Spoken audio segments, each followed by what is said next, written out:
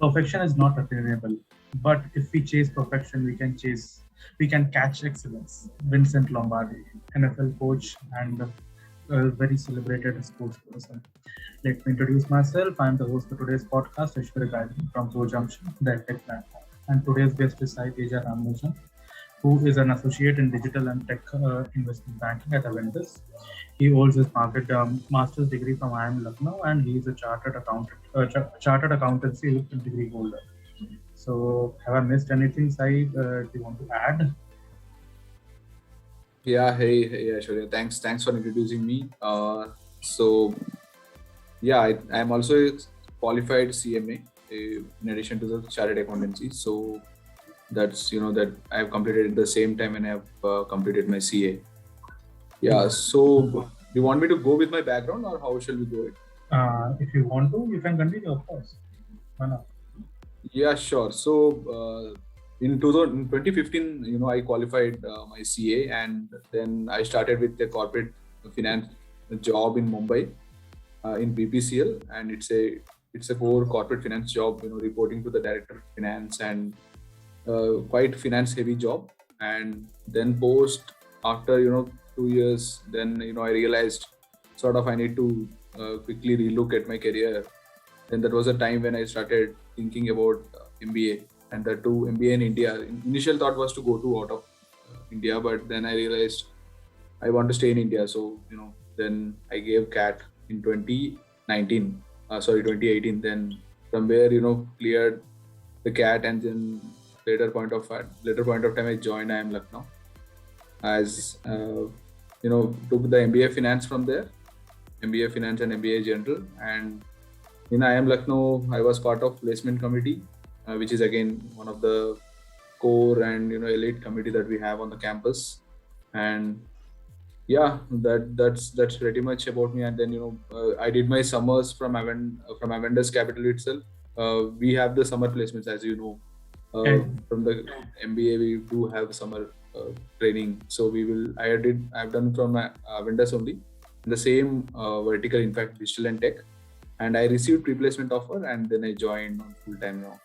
So it's been 10 months, almost 1 year in fact, to be frank. So it's a pretty awesome journey so far. And yeah, it's a core investment banking, already done with a couple of transactions, and yeah, like that. So, just want to know. I mean, that is actually quite a remarkable journey that you have. I just wanted to know, I mean, how did you go about, you were working before you joined your MBA, you pursued your MBA while you were working, if I'm not wrong.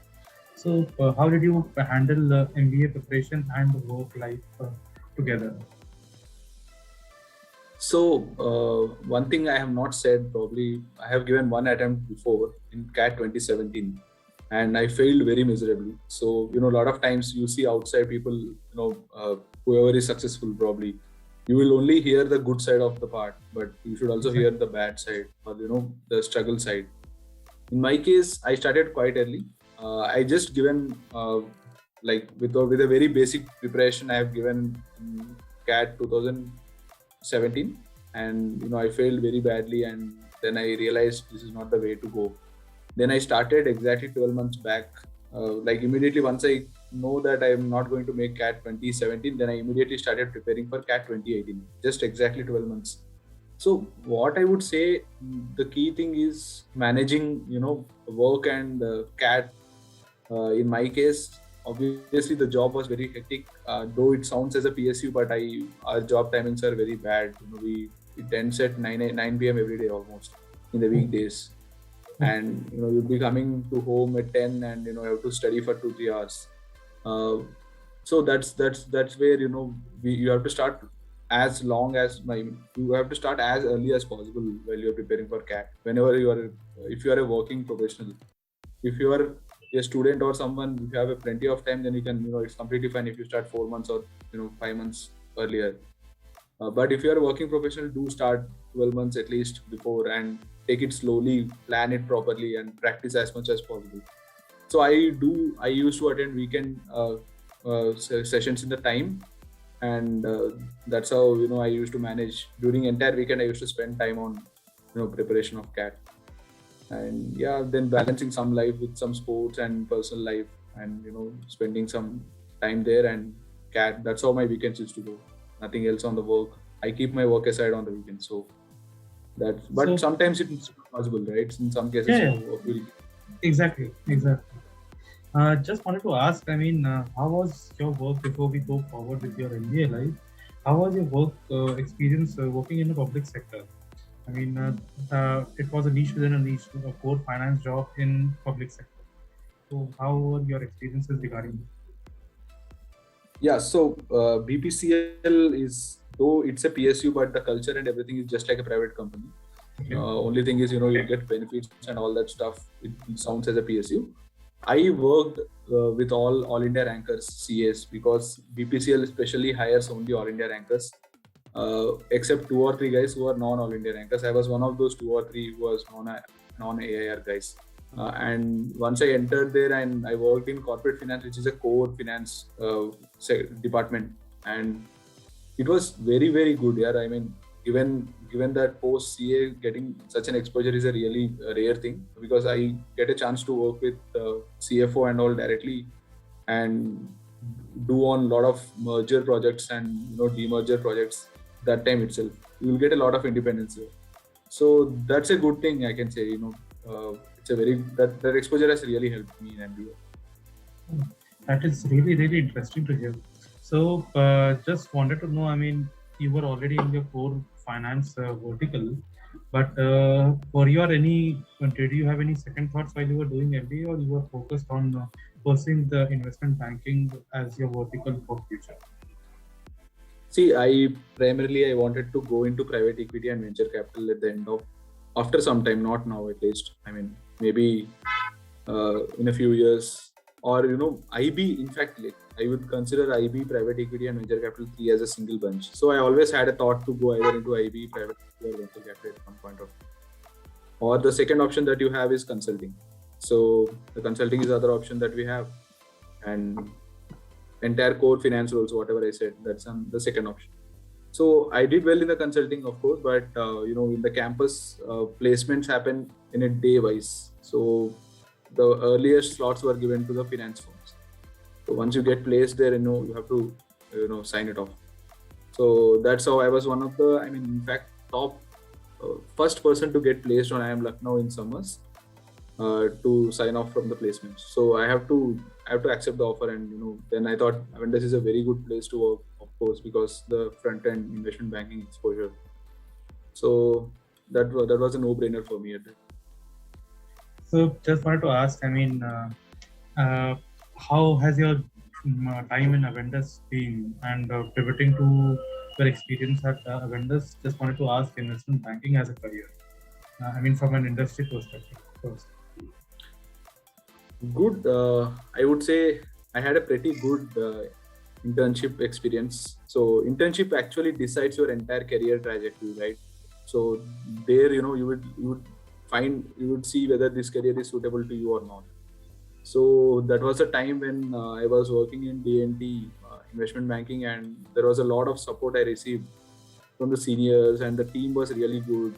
They were always supportive. Whatever doubts I have, that's a very important thing. And of course, I would say one thing, before you get a support from others, you should show that spark in you. Like, you should be always interested, that I will do this. You should show that interest. You should come out of your comfort zone and keep extra efforts. Then obviously they'll come forward and give a lot of support, whatever you want. Okay. This is something a lot of people misses. So if you do whatever hard work you can, and if you request for help from others, they will obviously be ready to help you. And the more and more people are ready to help you, and the more and more connections you make in your team, at the end of the day, while they're judging you, while they are evaluating you to give the PPO or whatever, they will always keep your name in the top mind. Like, it's on the top of your mind, right? Sai is there, I have interacted with this guy, he has done a fantastic job. So that's a very important thing. If someone is doing summers, probably NMIMS guys or whoever listening to this, when you are doing summers, always remember, give your best to the project. At the same time, interact with as many people as possible, take as many suggestions as possible. It's at the end of the day, it's your choice to incorporate that suggestion in your work or not, but take as many advices, as many suggestions, as many interactions as possible. That will, make keep yourself separate from others. So that's a key thing. And yeah, Avendus is fantastic. Yeah, no doubt.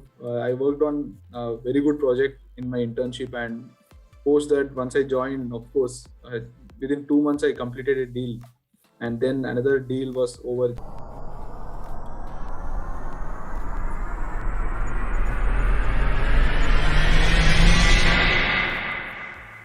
just a couple of months back in a health tech. And right now I'm working on a fintech deal which is going on. Yeah, it's a very good journey so far. Yeah. Just wanted to ask, I mean, this is so remarkable that that the role that you wanted to be in just came across, came to you during a summers itself, and you were on it way before others have been. I mean, others in your batch might have been figuring out what if they want to do what vertical they were given in the summers or not, but you were already there. So how did you, I mean, for students and aspiring students perspective, how do you see investment banking?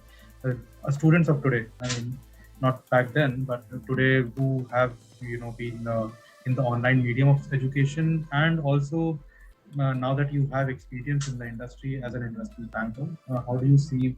How would you advise people to come into this field, or why should they come into this field, and what they should bring into this field?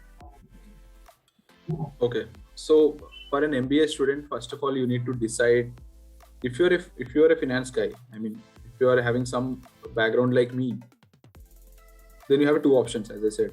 Either you go to the consulting or you come to the core finance roles. When I say core finance roles, one bucket, first bucket is IB, PE, VC. And the second bucket is credit research roles. Third bucket is markets roles. These are like you will get placed into JP Morgan markets. Either you will be working in Mumbai or Singapore desk. So anywhere. So that is a markets role. And these are the three primary roles. Then you have a corporate banking, normal corporate banking role. You will be working in a strategy team of a bank like Axis Bank. You will work as a proper strategy team. Then you will you'll keep growing in the bank, and one day you'll become a CEO. Let's be positive, right? So from IB, PE, VC side, I would like, since I have an experience, first of all, you should be ready to stretch a lot, because sometimes work-life balance will be hit unless you are very productive. But trust me, that problem will be there for the initial two years maybe. A lot of people think that IB is a very tough job profile. You have to sacrifice a lot, you have to work too much. It all depends on the culture of your firm. In my Avendus especially, I would say, just yesterday we had a match. We played a cricket match. So entire team, all the EDs and everyone, we had a very good match. Weekly we play once. And obviously weekend, that too we played on Thursday. So just to break that, midweek sort of blues, just to do that. And then we have weekends anyways. We will be chilling out at home. You will have maximum 2 or 3 hours work. Otherwise, it will be completely free. You can, completely have a time with your family. So that's on the IB. You should, one thing, like, you will be expected to do a lot because you will be given a complete independence. You should be confident of yourself. You will be facing the client, and you are sure that you should be handling the entire deal at times, completely. Even though you have a 1 or 2 months experience, you will be expected to do that, especially in Avendus. You will get a complete independence. If you do it successfully, then, you'll get another project. You'll keep growing like that. And that's where, you should be having that mentality. See, I will take a complete ownership. This is my deal, and this is my company's deal. I'm leading this. That sort of mentality is very much important. Unlike consulting. In consulting, what happens? It takes like 3-4 years time to lead a project. Then you will call as a project leader. Till then, you will be called as consultant, associate consultant, whatever title that they have. So what happens initial years in consulting is you will be always reporting to your manager. There is no client facing directly, except for a few modules, but overall reporting and overall stuff, you have to always go to your manager. But in IB, manpower is very less. You don't have that bandwidth to, reporting and all that stuff. You join now, within 2-3 months, you will get some idea, and after 5-6 months, you will completely lead the transaction.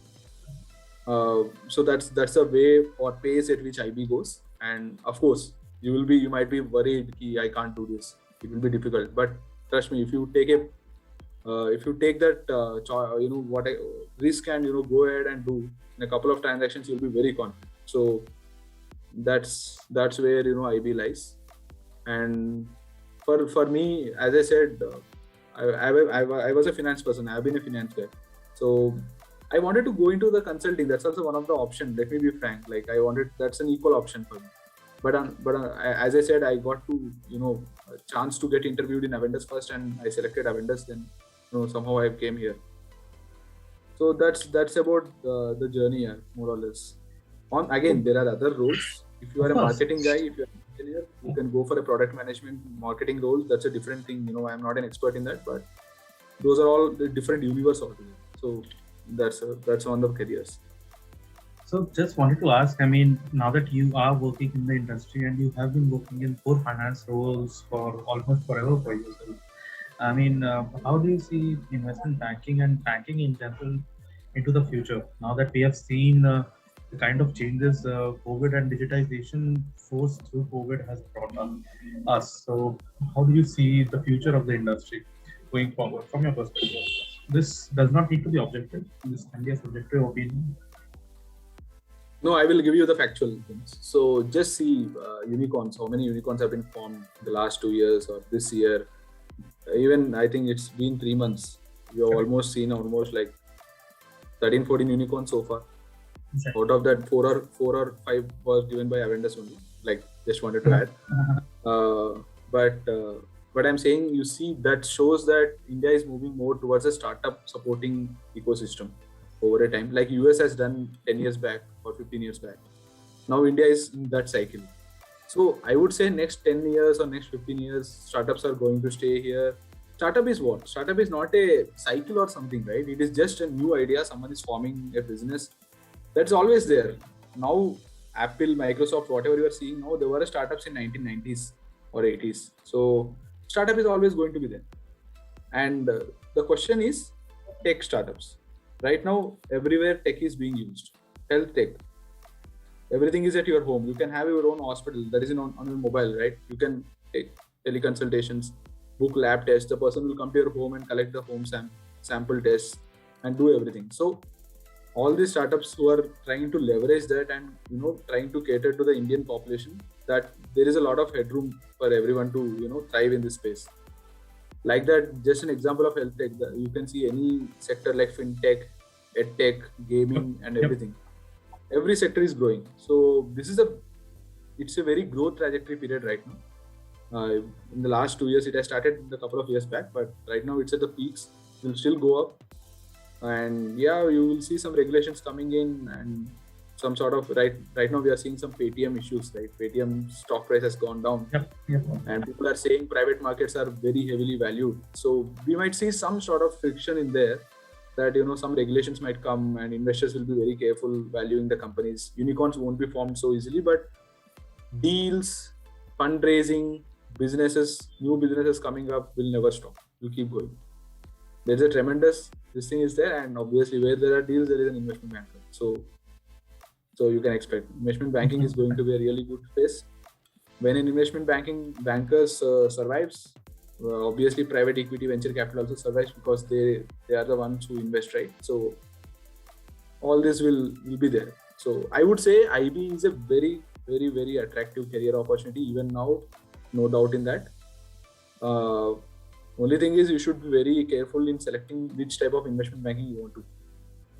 So I will give you some examples. So debt investment banking is one type. It's called as debt capital markets, DCM. You will see the banks like Barclays, Goldman Sachs, who have their own debt capital markets team. Again, that will be a good role to work, but again, it's not so interesting as you see in Avendus. Avendus is mainly focused on private equity deals. We just focus on private equity deals. It is very, very interesting. So you should always find a right company to work and right place to join. I would say tech investment banking will be a very good place to work. The one which I am right now, those roles will be really good. You can see other players like Indigo Edge and Veda Corp, O3 Capital. There are a lot of competitors for Avendus. There are a lot of having their own tech investment banking teams. All those roles will be really good.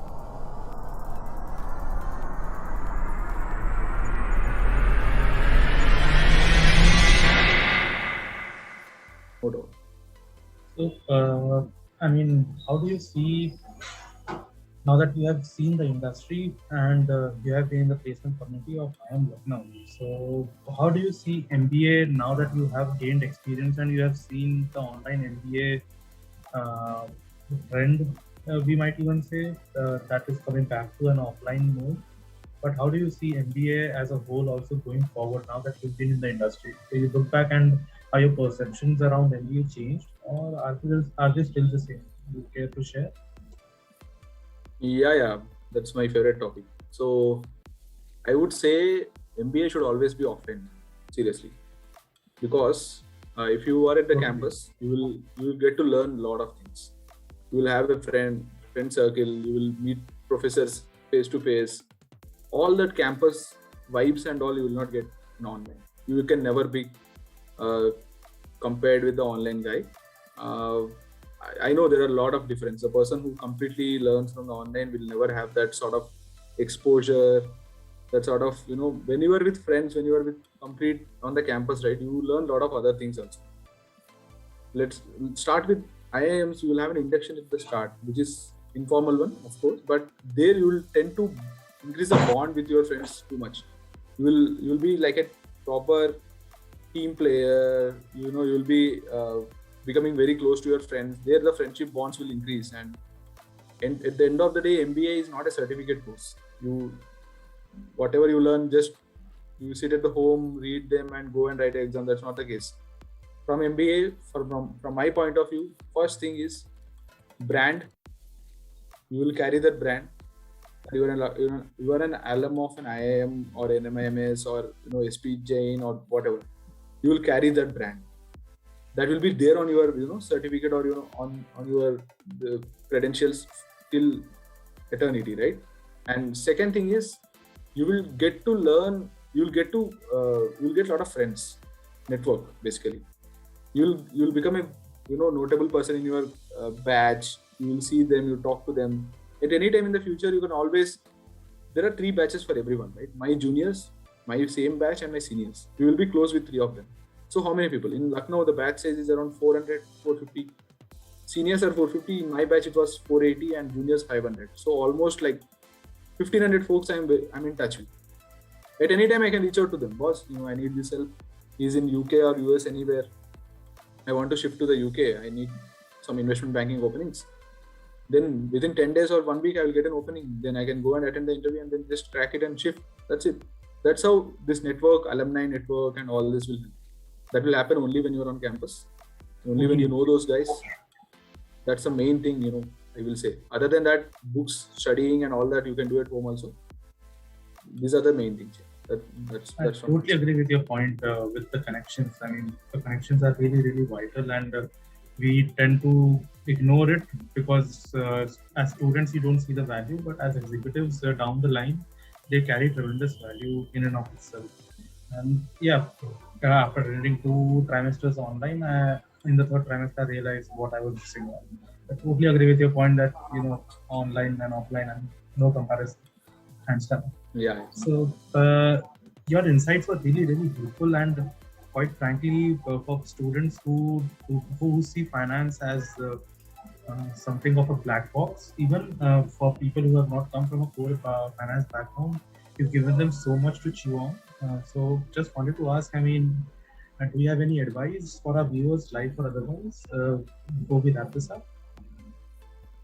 Yeah, very simple one. I assume that viewers are MBA folks who are MBA students. Probably they are just doing MBA. Give a lot of weightage to summers.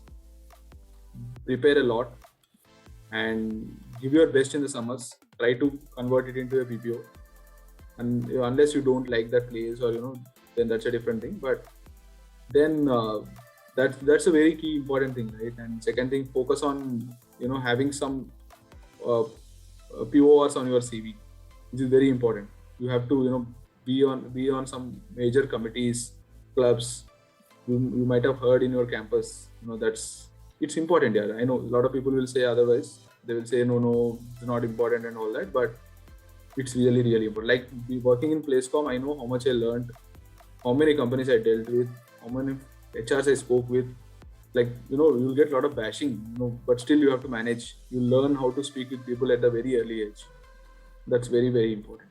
So try to be in some committee and try. I'm saying try. Hoga ya na hoga, that's a different thing. Just try. Join, try to do it. Try to do certifications, relevant certifications, I mean.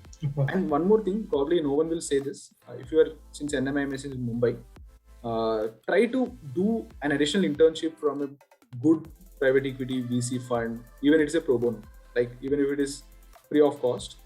Try to help them in one project and try to get a 2 months experience over there. Even if your actual summers is in a very normal firm, mediocre firm, and if you do this additional internship in one good private equity or VC fund, though they have not paid, no one cares. No one will ask you how much they paid. And Exactly. simple. In your CV, you have mentioned that I worked with Sequoia Capital on this project and I reported this. That's it. That's a very important. Then your finals will be sorted.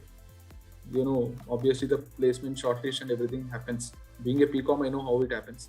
They simply see the keywords in your entire Excel. There will be Excel dump of your CV, which I mean, I'm revealing everything. How Exactly. No. And they do include a Excel. I do remember.